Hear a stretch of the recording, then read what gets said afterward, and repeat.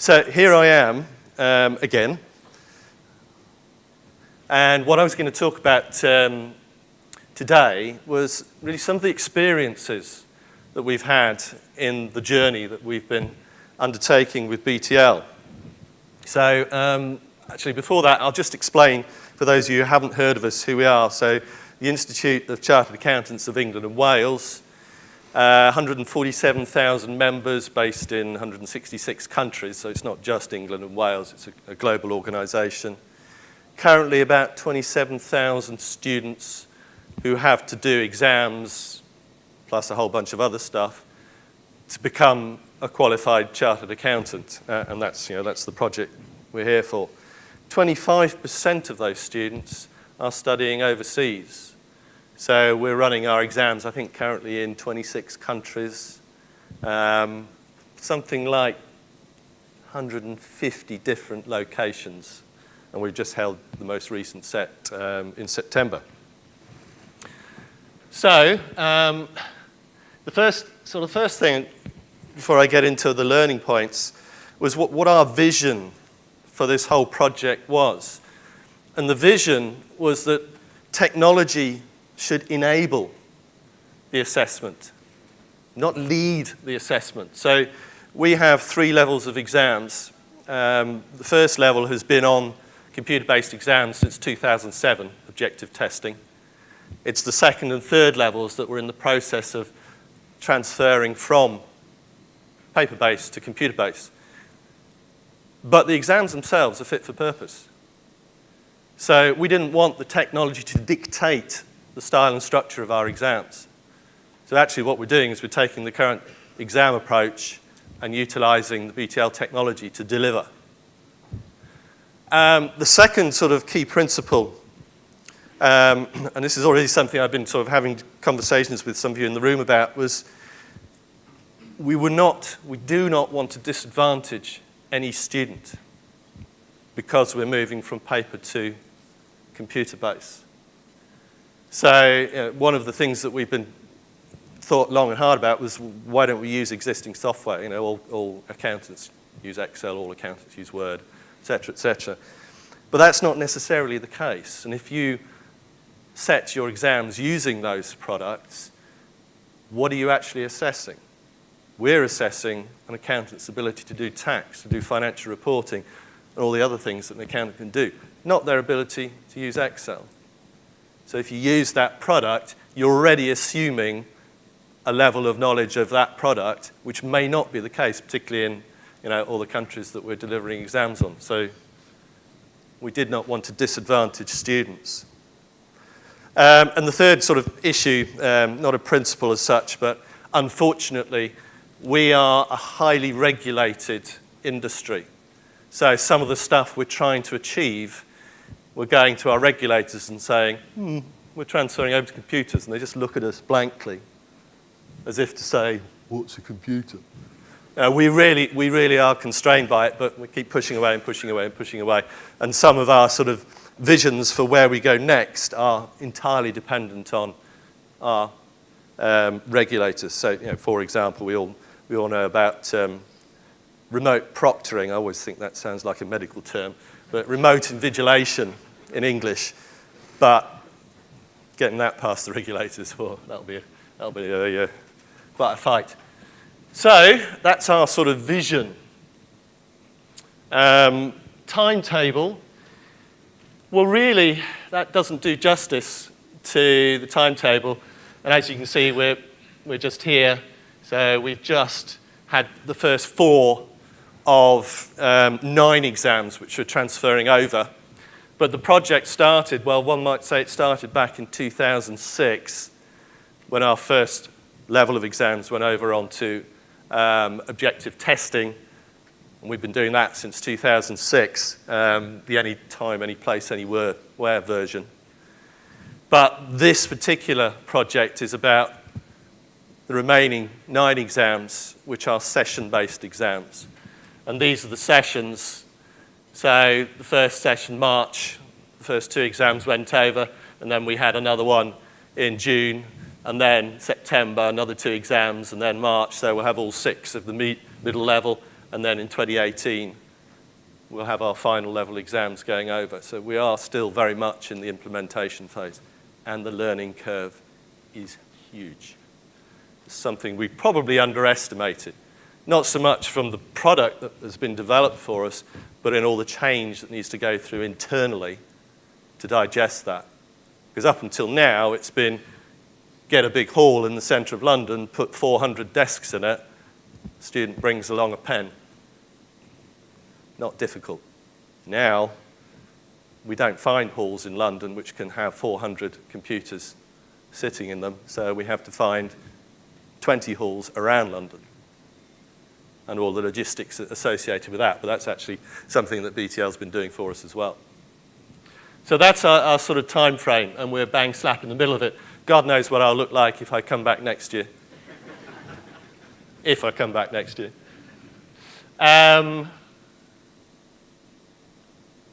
we go.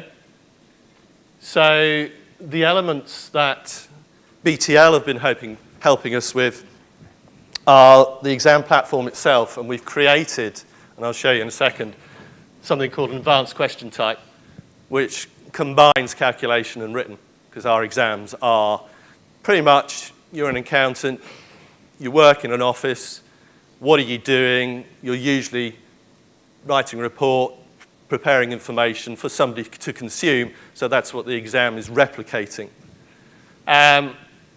We've also, with BTL's help, pretty much from scratch, I think. I can't remember how many centres you had when we first started talking to you, but it was sort of 20, 30, wasn't it? And you've now got 200. So together we've grown a new exam network in the UK. And we're integrating the Surpass with a third party's marking software, RM, for any of you who are aware of them. Plus, we've developed our own in-house booking and exam results system. So the whole lot is being integrated together. So this is the product. Kind of three things that we've learnt along the way and are still learning. First one is don't fiddle, but be prepared for change. So this product is a combination of, looks like a spreadsheet, but you can also do word processing in it. And as I said at the start, it's not there as a replacement for Excel because we're not examining Excel. What we're examining is the ability in this case to do hedging. And so they're just using that. Now the temptation, of course, is to keep adding functionality to it because the student will say, well, why can't I do X, Y, or Z because Excel does it? We're not examining Excel. We're simply giving you a platform on which you can present your answers. So we restrict the functionality. And if you can read at the top there, every page it says, ensure that all your responses are visible on screen. So any accountant worth his salt will always explain to the client what it is they're doing. So we've told the markers they are not to interrogate any of those cells for calculations. So the student has to show what their calculations are, written on their answer. So that kind of gets us over having to have all sorts of weird wizardry and wonderful stuff that you can do with Excel. But be prepared for change. So one of the concerns was from the first round of exams that actually, was this big enough to accommodate however many questions we have in a 3-hour exam, or our longest exam is 4.5-hour exams. So we managed to do that by simply doubling the number of rows and halving the number of columns. It might seem like a very simple thing to do, but it got us over a potential hurdle like that. So don't fiddle, don't get involved in the minutiae, be prepared for change. The second thing we learnt, and are learning continuously, students need to practice. Do they? No. So I was sitting with a bunch of students when they'd just come out of their September exams in London a few weeks ago, just sort of getting feedback from them on how they'd experienced this. And bearing in mind, these are students who are working for, should we say, some of the larger accounting firms in London who you would have thought might support them well. I said to them, so how did you find it? And they said, oh, yeah, actually, not bad, which was great. For me, that was like music to my ears, no big problems. But it would have been nice if we'd practiced using it beforehand. So I said, so you didn't look at our website, on which there is a practice platform, on which there are webinars, on which there are printed explanations of it all. Oh, didn't know it existed. Keep telling the students all the time. Keep telling the students. And tell the tutors to tell the students. And tell the employers to tell the students. And then the third learning thing. Oh, actually, I've just covered that. The third learning thing was show your workings. Show your workings. So that's the product. General learning points. So we've done, say, over 10,000 exams now this year. We started the whole process for the students back last year with this practice platform. And each session, we're encouraging them to use it. Hopefully they will one day. Testing. Yeah, I suppose any project, you've got to test, and then you've got to test some more. So we started the testing, again, probably 18 months ago, where we were testing the end-to-end of the system. Does it work? The functionality of the product, does it work? And then somebody said, well, why don't you get some students to try it? So we got them to test it 3 times. And still, we're testing. And we will not stop testing. Because whenever you make a change in a system this complex, you've got to test it. And we have had instances where we've made changes, and of course, unexpected consequences of that, something else went wrong. So we continue testing. And then the third sort of learning point for the overall system. So BTL are our partner, RM are our partner. We also have 2 other partners involved in the whole process. So communication. You've got to keep talking all the time.